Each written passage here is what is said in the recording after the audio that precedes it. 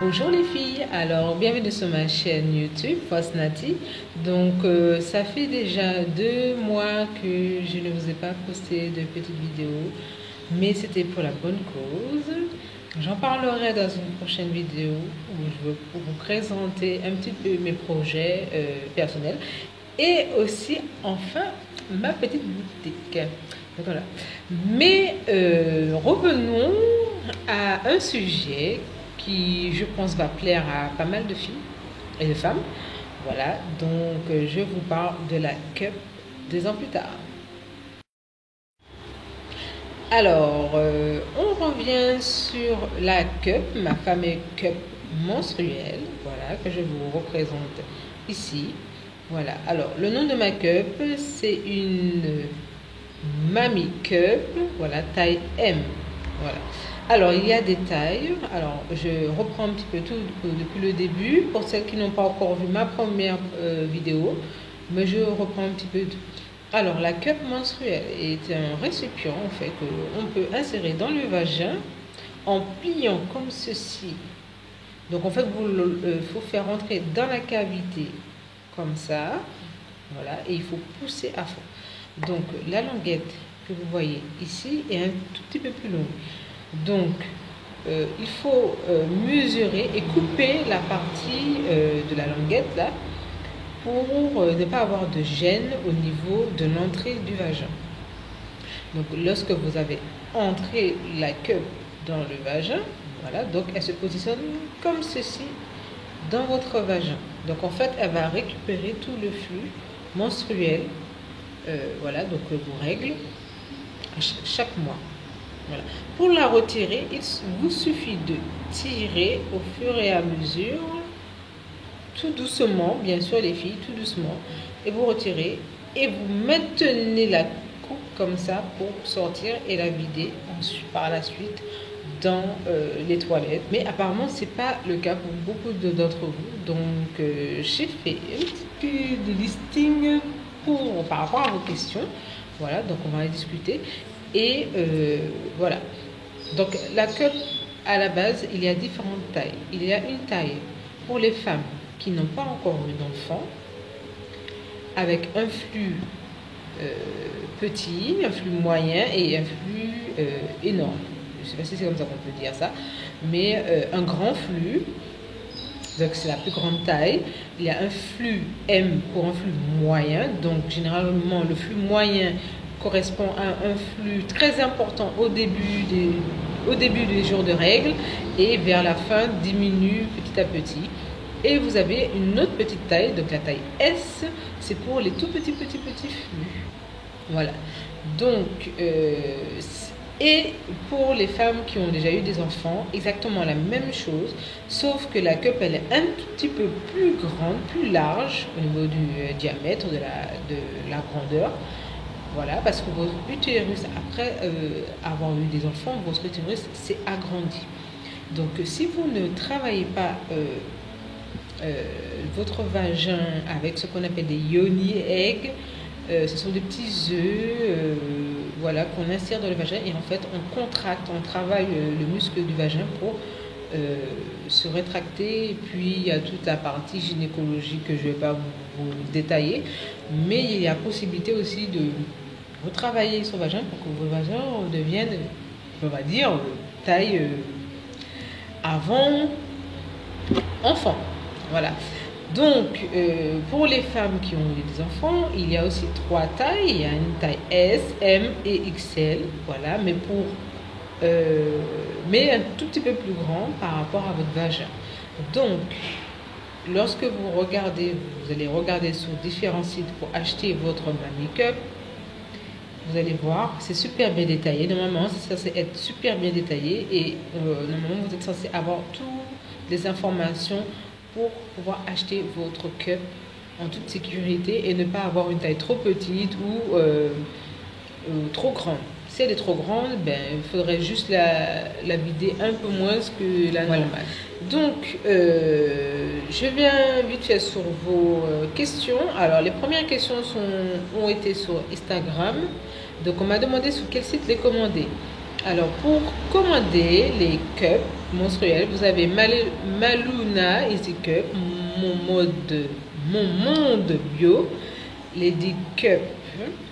Donc, ça, c'est différents sites que vous allez taper. Quand vous allez taper dans Google cup mensuel achat, normalement, vous êtes censé retrouver différentes boutiques ou fournisseurs, distributeurs de la cup menstruelle. Voilà, moi je l'ai acheté sur mon monde bio, mais vous pouvez l'acheter sur d'autres sites distributeurs, fournisseurs de cup. Voilà. Il y a un autre site aussi alors là, ça sort des États-Unis, mais je vous recommande ce site-là parce que c'est super bien expliqué. C'est en anglais. C'est le site Naturotica. Donc, c'est le site de la célèbre modèle Nerissa Irving. Et en fait, elle s'est spécialisée dans tout ce qui est intimité féminine. Donc la cup, vous allez retrouver aussi les yoni eggs, les fameux yoni eggs que j'étais en train de vous parler à l'instant. Des produits pour pouvoir vous laver le vagin, etc. Et ça arrive bien en Martinique. J'ai pu acheter certains produits sur son site à Nerissa et en fait ça arrive super bien en Martinique très rapidement et par la poste. Donc aucun de frais de douane, etc. Donc ça, il n'y a pas de souci. Donc c'est pour ça que je vous ai conseillé ce site-là, c'est Naturotica. On m'a demandé si on peut conseiller aux ados de 12 ans, moins, donc dès que la demoiselle a ses règles, est-ce qu'on peut conseiller la cup? Alors, personnellement, je n'ai pas encore d'enfant, mais je pense en tant que belle-mère et en tant que future maman, enfin je l'espère, oui, vous pouvez acheter une cup menstruelle pour votre fille.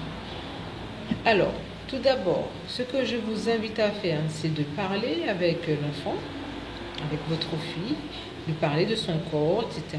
Donc, il est préférable que vous aussi, vous soyez en harmonie avec vous-même pour pouvoir ensuite, par la suite, discuter avec votre fille en fait d'intimité féminine. Avoir un dialogue de confiance et de conseils entre mère et fille. Voilà. Je pense que c'est l'idéal. Il faut vraiment être très complice et ne pas hésiter à parler à l'enfant, lui dire que voilà, qu'on ne parle pas de sexualité, mais on parle plutôt de son cycle menstruel et qu'à ce moment-là, vous pouvez lui expliquer la cup. La cup convient parfaitement. À ce moment-là, vous serez obligé d'acheter une cup pour les femmes qui n'ont pas eu d'enfant. Donc, sentez qu'elle a un flux un peu très important. Là, vous pouvez acheter alors vous pouvez lui acheter 2 cups, une taille M et une taille XL. Voilà, si son flux est n'est vraiment pas important, à ce moment-là, vous pouvez lui acheter une taille S et une taille M. Je préfère, après ça c'est mon avis, mais j'aurais plus conseillé une cup qu'un tampon ou des serviettes hygiéniques avec les nouveaux parfums qu'on met dedans là. Ça c'est vraiment pas bon pour nous les femmes. Et voilà, j'ai fait mes petites recherches, c'est vraiment pas bon. Donc j'aurais pu conseiller une cup et à la rigueur des serviettes hygiéniques. J'ai eu plusieurs questions de AI69 sur ma chaîne YouTube. Voilà, elle m'a posé une question sur la première vidéo. Donc elle m'a demandé est-ce que j'ai déjà eu des accidents avec la cup remplie ou lorsque je la sors de la cavité. Alors, des accidents, non. Je n'ai vraiment pas eu d'accident. Mais non, si je me rappelle bien, non, j'ai jamais eu d'accident. J'ai pas eu de cup qui a giclé, etc. Faut pas tirer trop fort. Moi, vraiment, quand je l'ai eu, j'ai vraiment tiré tout doucement la cup et je l'ai maintenue les 2 mains. Et après, vaut mieux, l'idéal, c'est vraiment de le faire en haut des toilettes. Voilà, et donc vous sortez et après vous versez directement. Donc moi je n'ai jamais eu de soucis, d'accident avec ma cup pour la sortir de la cavité, du vagin, jamais eu de problème. Ensuite, la deuxième question est, est-ce que je stérilise ma cup au courant de l'année? Alors, la cup, normalement, quand tu achètes ta cup, dans la petite boîte, enfin c'est une petite boîte, et dans le mode d'emploi, on te conseille de, de stériliser ta cup avant et après utilisation. Donc, la stérilisation se fait avec de l'eau chaude. La faire bouillir dans de l'eau chaude ou la lâcher dans l'eau chaude. Moi, j'ai la chance d'avoir un petit réchaud. Donc, en fait, je la laisse dans l'eau chaude. En fait, je passe l'eau chaude très à fond, voilà, avant de l'insérer. Et ensuite, après, quand j'ai fini, je la restérilise encore, tout simplement. Après, ce que je conseille, c'est de la laver avec du savon avant et après utilisation. Et pendant, je te conseille de laver mais que à l'eau claire. Voilà. Sauf si tu as un produit pour nettoyer, enfin tout ce qui est toilette intime, des choses comme ça. Mais si tu as quelque chose pour nettoyer, tu peux utiliser le savon à toilette intime pour pouvoir nettoyer ta queue. Voilà. Moi, je te conseillerais de ne pas trop la laver pour éviter, si tu es fragile au niveau du vagin, ne pas trop la laver parce que les résidus de produits, si tu ne les rinces pas bien et tu le réinsères, tu peux avoir des petits soucis au niveau de ta flore vaginale. Donc, je te conseille plutôt de rincer chaque jour avec de l'eau chaude de préférence. Après, à chaque fois que tu la vides et après tu vas sous la douche, là, à ce moment-là, tu peux passer de l'eau chaude tout simplement. Et après, tu peux la rincer normalement. Voilà, j'espère que ça a été clair. Si tu as d'autres questions, n'hésite pas. Voilà. Est-ce que je mets un protège-chip? Alors là, franchement, je ne mets aucun protège-chip. Je n'achète plus de serviettes, de tampons, ni de protège-chip. Déjà, les protège-chips, je n'aimais pas trop. Les tampons, j'ai arrêté depuis que j'ai eu l'allergie. Et les serviettes aussi, j'ai arrêté depuis que j'ai l'allergie. Et donc, je porte des culottes en coton de préférence par rapport à ma fragilité. Et je ne porte pas de protège-chip tout simplement. Après, si tu veux vraiment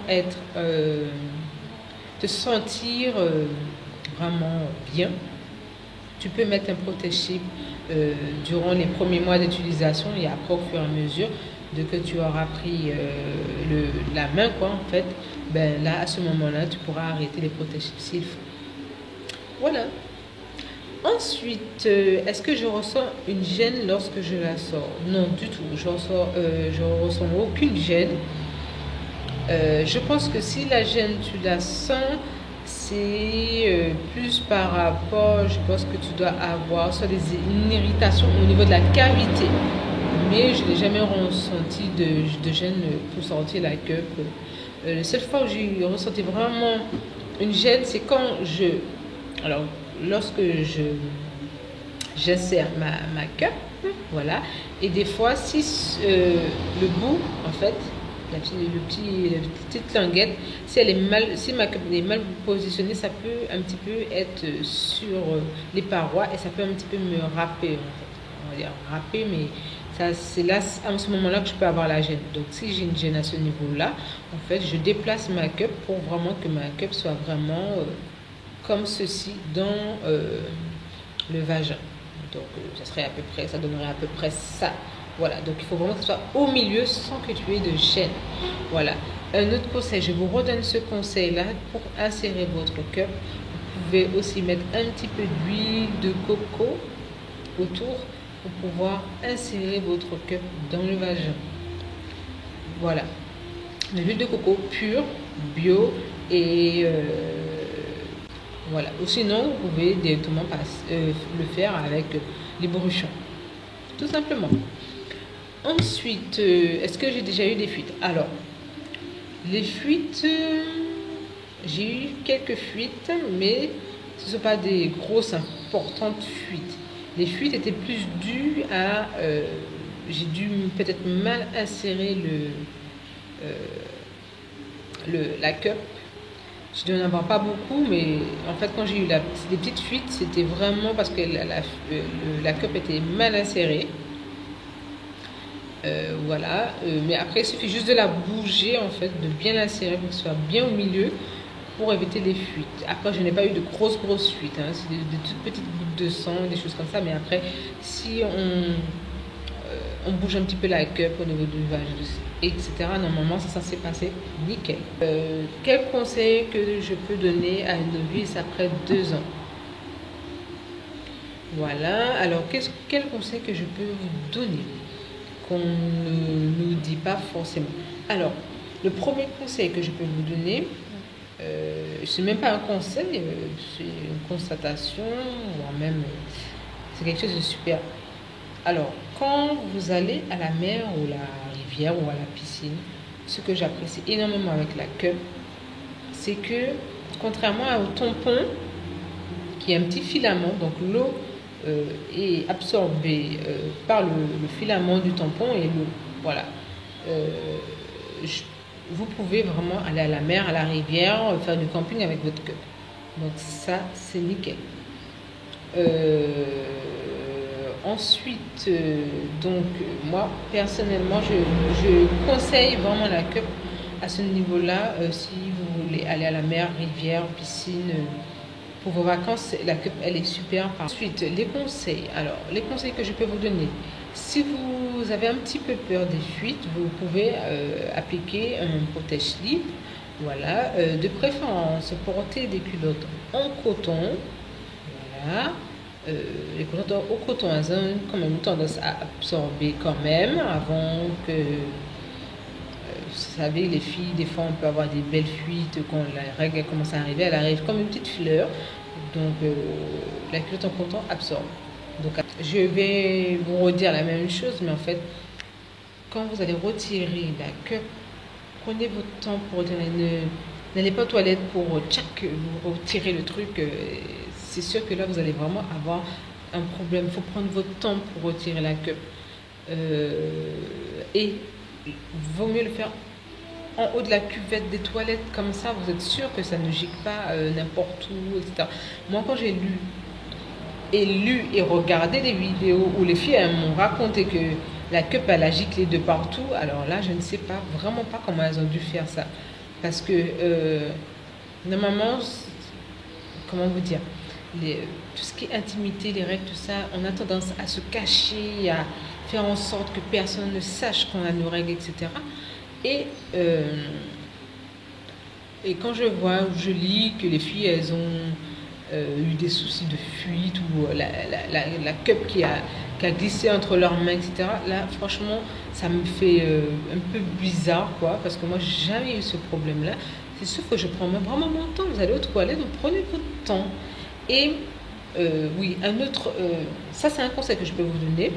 Alors, quand on est en dehors du foyer, donc de la maison ou du boulot, et vous n'avez pas une bouteille, parce qu'on vous conseille aussi d'avoir une bouteille. Si vous n'avez pas la bouteille, là, à ce moment, vous prenez un petit peu de papier. Donc, moi, ce que je vous conseille, je prends 2 mouchoirs. Voilà.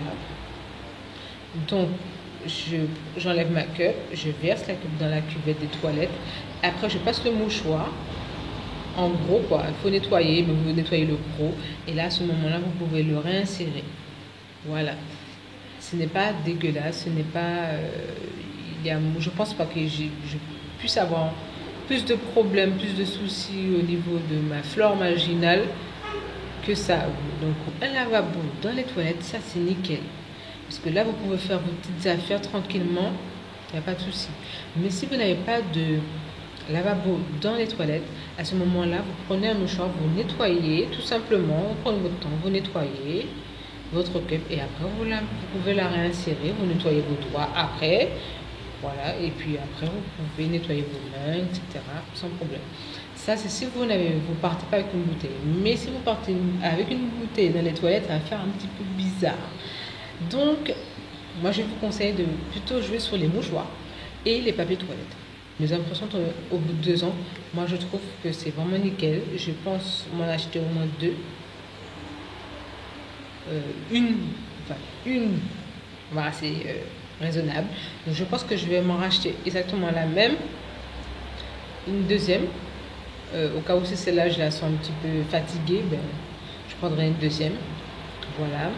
Et puis, comment je me sens? Je me sens, alors, personnellement, euh, la cup vraiment m'a aidé à me sentir bien en tant que femme.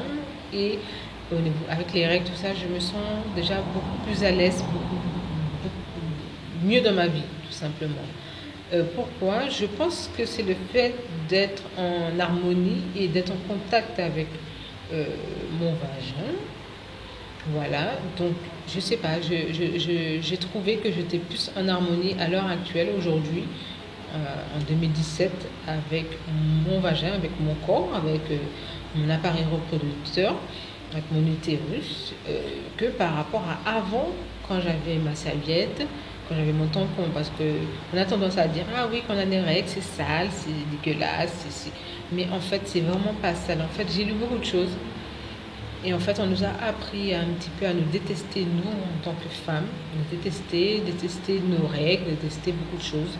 C'est vrai que des fois, les règles, c'est un peu chiant. Ça arrive vraiment quand eux, ils ont décidé d'arriver. Mais voilà, bien. Même au niveau de mon vagin, maintenant, j'ai pas peur. Je mets mon doigt à l'intérieur. Je n'ai vraiment pas peur. Ce n'est pas de la masturbation ou quoi que ce soit, mais je me sens vraiment à l'aise. Et ça, je pense que pour utiliser une cup, il faut vraiment être à l'aise avec soi-même.